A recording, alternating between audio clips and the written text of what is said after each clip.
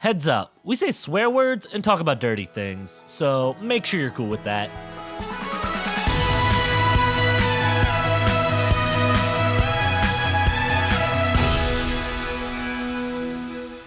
Alex, I have a question for you. Okay, This question's very important. I'm listening. What's the most important part of a summer vacation? Is it friends?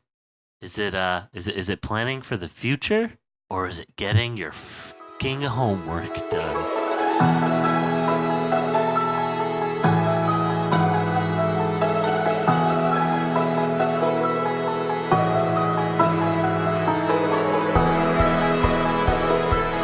I can't believe that something that was so painful to watch ended with something so fucking lackluster and wet fart.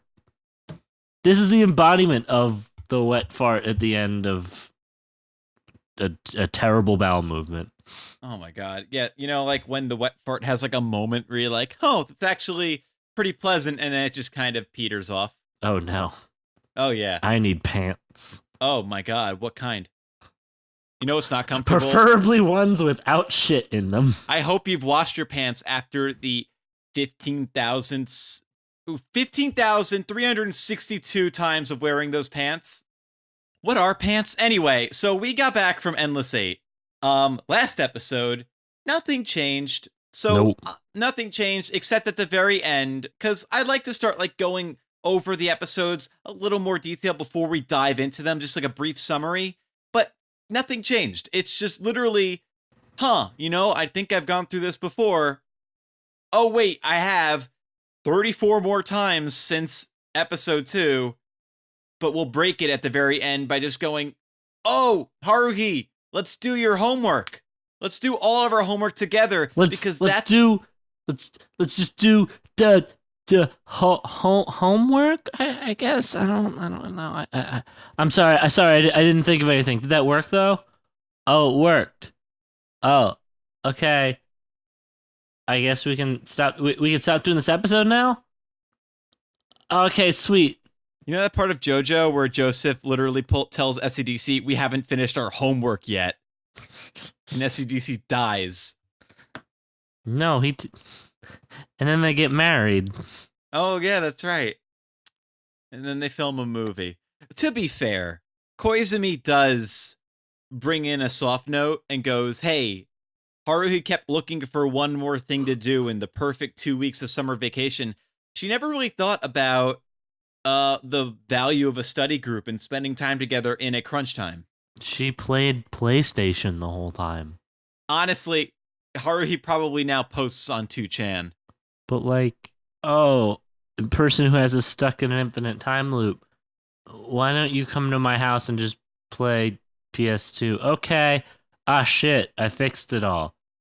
Sweet. Hey, remember the movie Die Hard when Bruce Willis had a GameCube duct taped to the back of his back? And that's how he saved everyone on Christmas? Yep. Take that, Hans Gruber. Harvest Moon, It's a Wonderful Life is a great game. Oh my god. That's how I feel. Yippee-ka-melee. No, delete that. Let's talk about the good things of Endless 8. It was pretty. It really was. Yuki rather gets some development, at least. We see her affected by time a little bit. And it's all interpreted by you, not Yuki, because Yuki expresses the exact same lack of plus that she always does. Of course. So those are some positives.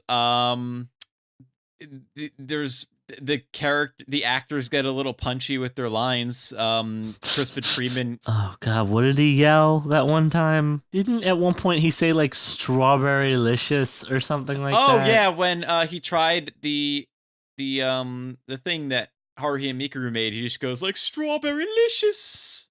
Yeah. And it's exactly. You can tell they got bored and they just were doing silly things. Yeah. Channeling James from Pokemon. I saw this really cute image today. I know this is very unrelated of James showing Jesse how to walk in heels. And I just thought that was great. You know, it's amazing. An underrated anime couple. I mean, yeah, Yep. they're not like really together, but like, damn, they're like the best coworkers. Oh yeah, and it's such a like master of it's such a like final form of the archetype that's in all those like old 70s anime of the trio. Make them literally basically a battle couple. It works out really well. What did you think of our next episodes? Oh man, Our next you episode mean- was the sigh. The of Haruhi Suzumiya. That's kind of how I felt a little bit, to be quite honest. Oh yeah, let's talk about. So I have definitely seen these episodes. I thought I hadn't, and I was wondering why. So do you want to like go over the basic themes a bit before we like unpack it? Sure. I was expecting you to do it. Oh, fine. I guess if you're putting all the hard work on little old me. Oh yeah, my back's hurting. All right. So we start off with the hope in your heart that they're not going to repeat Endless Eight again. And I even say it. yeah, no, it delivers right away. Oh man, after our very long summer vacation, yup de dup de doo. I don't know. I just kind of like Kion's delivery on that line. Yeah. So now, of course, it's the sports festival, and hey, would you look at that? The SOS Brigade made themselves look like huge assholes. Yep. Also, I always feel such a disconnect to these kind of things Oh, in the sports festivals. I mean, in a general sense, like the sports festival and the cultural festival and whatever fucking parade they throw at the fucking school. I don't know, I've always felt a disconnect because like the culture is so different. I mean, you don't really see class-wide projects in like 7th through 8th grade. Yeah, just like science festivals, things like that, but never anything so indicative of the entire school has to band together. Also, like in other shows like Toradora and Silver Spoon, the human element ties into the sports festivals, which usually saves it and makes it relevant to us. And honestly, the theme is a cornerstone of most slice of life animes. Yeah. And when it brings in like a human element, Silver Spoon had both Silver Spoon and Toradora tied in cultural festivals with approval from my parents. Well, I mean, themes don't really get more Japanese than that, right? That's a good. When you really break it down, like there's this huge social infrastructure in Japan on like the senpais and kohais and underclassmen and like parent, like being a child there is kind of like a indicative of the same kind of themes. Like, yeah, there's this huge focus on respecting your elders there, or senior members get more respect and stuff like that. And it's very, very hard on Japanese themes being like, hey, I need to get approval of my parents.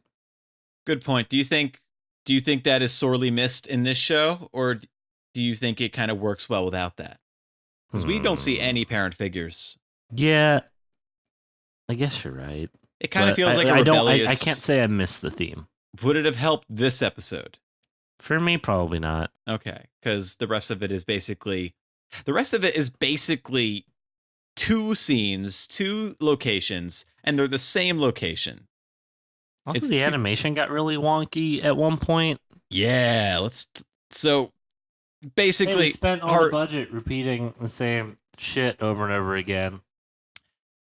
I want to talk about that because the Endless Eight Please. was so weird in that it had such a high concept to it.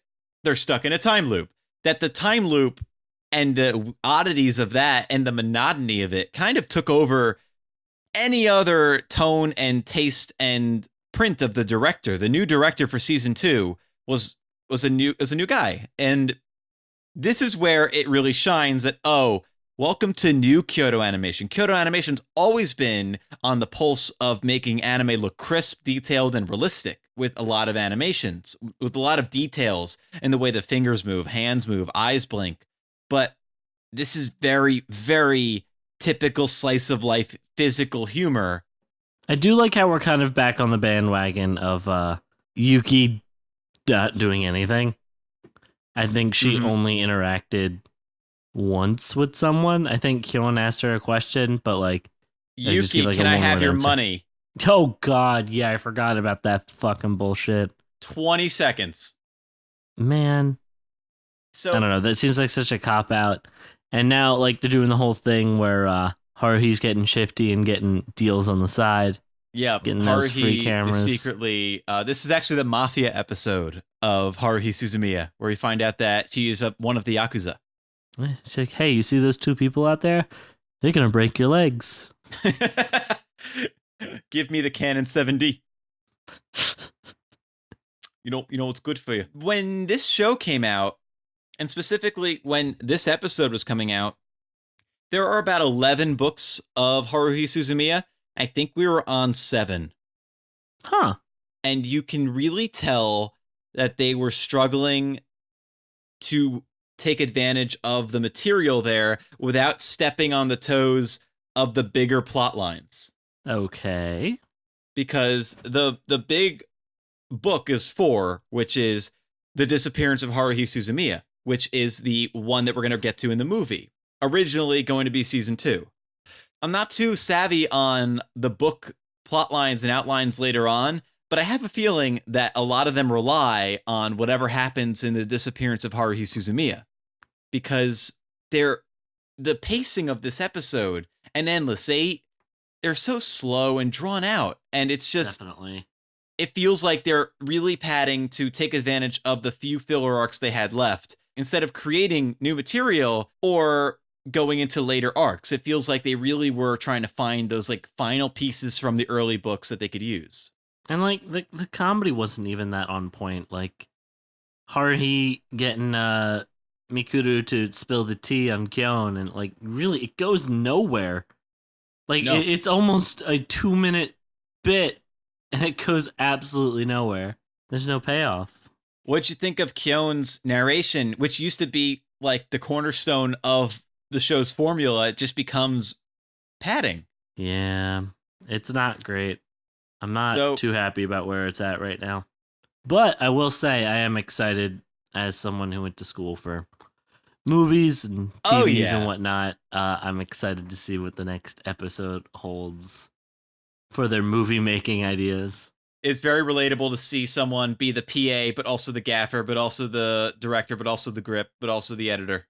You're going to be the best boy and the better boy. We're very tired. It's just watching something that you've seen over and over. And yeah, the argument, oh, now you know how Yuki feels. It's like a nice car with a flat tire. Yeah. Hope you like your Maserati that doesn't move. Goes in donuts. Literally just goes in circles. I hope you like your Maserati full of meatballs. No, I can't drive this, sir. Well, welcome to Endless 8.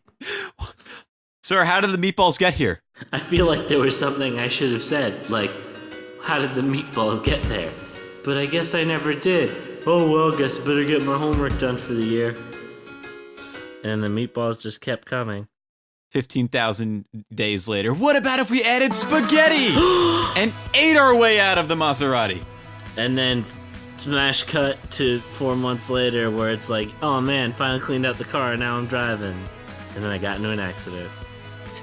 That's Haruhi. Nailed it on the head. Haruhi is actually just a giant Maserati. Haruhi, more like Haruhi. Next time on the Palmtop podcast, we're going to do Murder. Messiah. Alex murders me, finally.